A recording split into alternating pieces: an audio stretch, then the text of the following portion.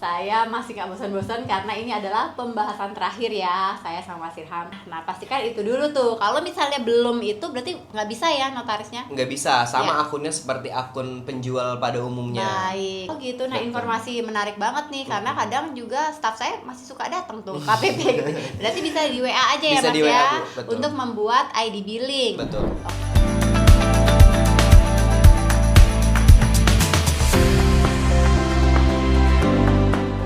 Hai teman-teman, welcome to Nena Ngobrol Hukum. Kali ini istimewa banget, masih bareng Mas Irham.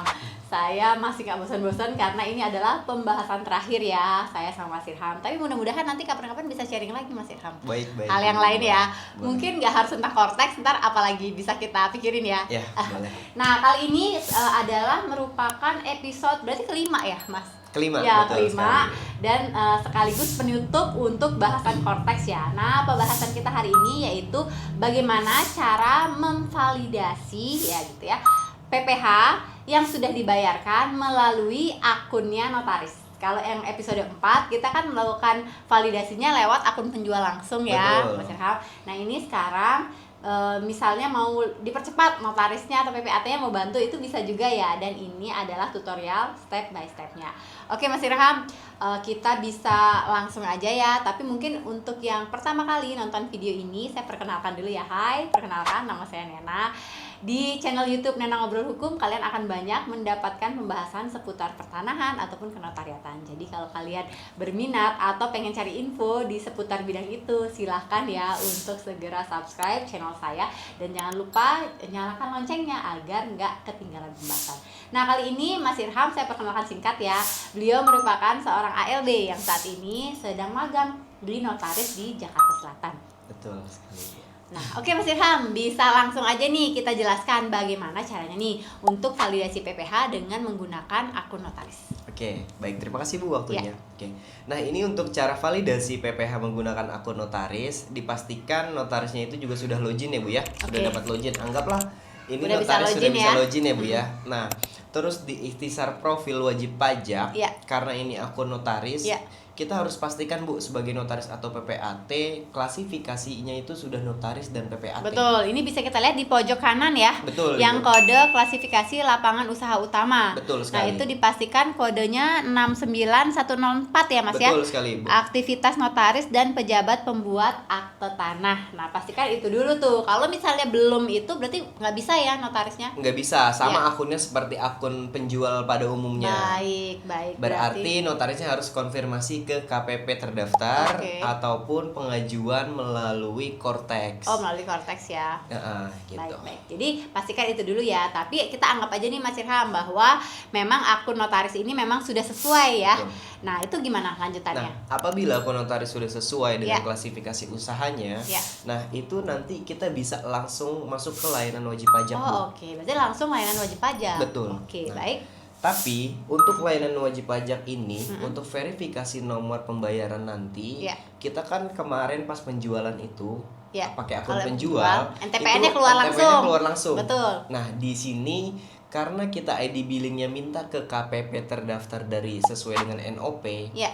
jadi alurnya kita mau menggunakan validasi pakai akun notaris. Iya, Kita benar. meminta ID billing itu supaya menghindari tercatatnya atas nama notaris. Iya. Kita minta ID billing ke KPP terdaftar. Baik, berarti kalau misalnya dalam hal kita mau melakukan validasi pakai akun notaris, itu adalah ID billing yang dibuat di KPP ya. Betul. Berarti baik. Ini Berarti bisa kalau- kita langsung WA, Bu.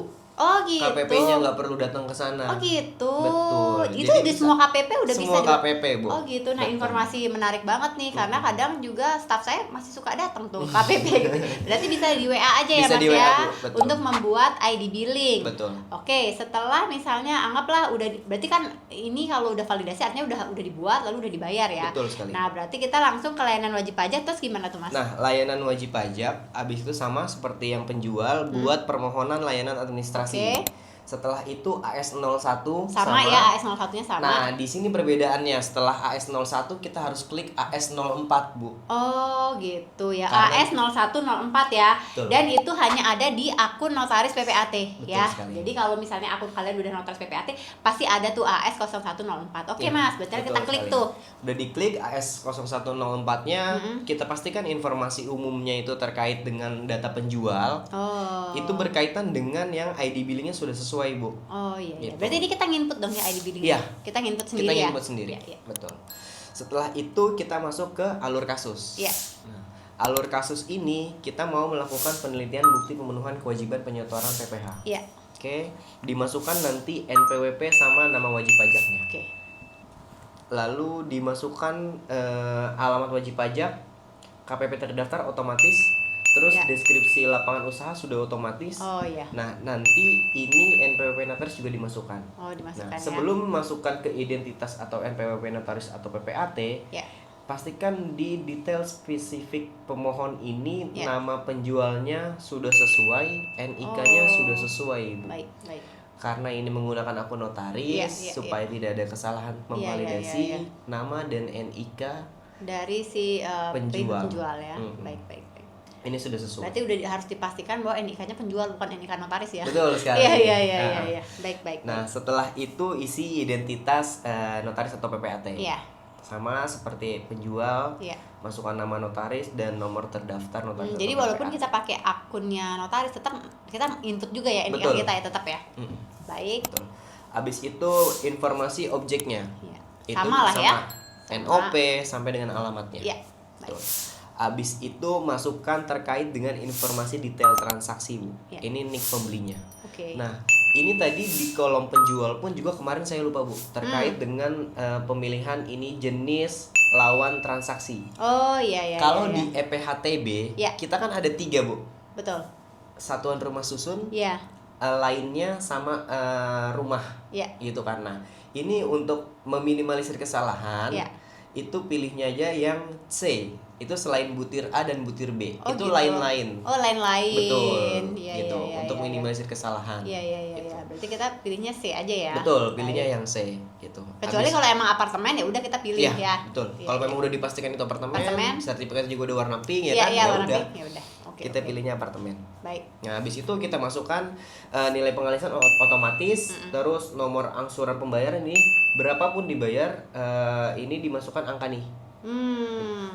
Iya, iya, iya, iya, iya. Di angka Berapa yang berapa? ya? Betul. Berarti istilahnya ini kita input manual lah ya. Betul. Baik, baik, baik. Ini cara pembayaran itu dimasukkan menggunakan transfer kah, Iya. tunai kah atau apa? Iya, iya. Gitu. Pembayaran ininya transaksinya ya. ID billingnya. Oh, ID billingnya. Betul. Oh iya, baik. Benar ID billingnya. Nah, terus Oke. abis itu kita masukkan ke tarif pajak penghasilan. Ya. Nah, tarif pajak penghasilan ini kan karena penjualan 2,5% ya, Mi, ya. 2,5%. Tuh. Pajak penghasilannya kita masukkan berapa ya? Betul sekali nominalnya. Habis itu nah di sini yang penting Oh. terkait dengan tambah data untuk NTPN. Oke. Pada informasi pembayaran pajak penghasilan, Ya. apakah bukti pemenuhan kewajiban penyetoran PPh menggunakan NTPN atau PBK? Iya. Itu kita harus pastikan ketik iya. Oh, Karena oke. nanti kita akan input manual di kolom tambah data NTPN-nya ini ya? NTPN-nya. Ya, baik. Gitu. Karena Dan kalau iya ya. Oke, oke. ketika NTPN-nya sudah kita input, kita klik OK, nanti dia akan tertera pada kolomnya ini. Iya, iya, iya, iya, iya. Oke. Setelah itu sudah selesai, sesuai. NTPN selesai. Nah, kolomnya ini nih, Bu nih. Kita Iya, harus iya, masukkan iya. nih Iya, iya, kolomnya. iya. Setelah selesai, masukkan NTPN, kita klik pernyataan WP. Iya. Pernyataan wajib pajak. Pernyataan wajib pajak, habis itu klik simpan dan mohon tunggu sampai dokumen dapat diunduh. Oh, oke. Berarti kita nunggu beberapa saat lah ya. Betul. Setelah kita nunggu, otomatis dokumen habis kita klik lanjut, Iya. otomatis dokumen sudah Bisa diunduh ya. bisa diunduh. Oh iya, baik. Wah, cukup mudah ya sebenarnya Stepnya ya. lebih Stepnya simpel lebih simpel ya. menggunakan akun notaris. Baik, atau cuman PPAT. kekurangannya adalah ID billingnya harus masih tetap dimintakan ke KPP secara manual. Betul. Ya plus minus lah ya. Iya. Kalau misalnya penjualnya itu misalnya emang udah punya, bisa buat ID billing bagus juga ya, Iya. langsung divalidasi. Atau kalau misalnya enggak gitu kan, ya mungkin bisa dibantu oleh notaris ya. Iya. Yang penting dua-duanya stepnya udah ada di YouTube saya. Jadi pastikan kalian nonton, atau kalau misalnya saya aja nih ya ngobrol kayak gini, mungkin lupa kan, ntar saya akan tonton lagi video, jadi nontonnya ulang-ulang gitu ya, mudah-mudahan nggak bosan lihat kita gitu ya.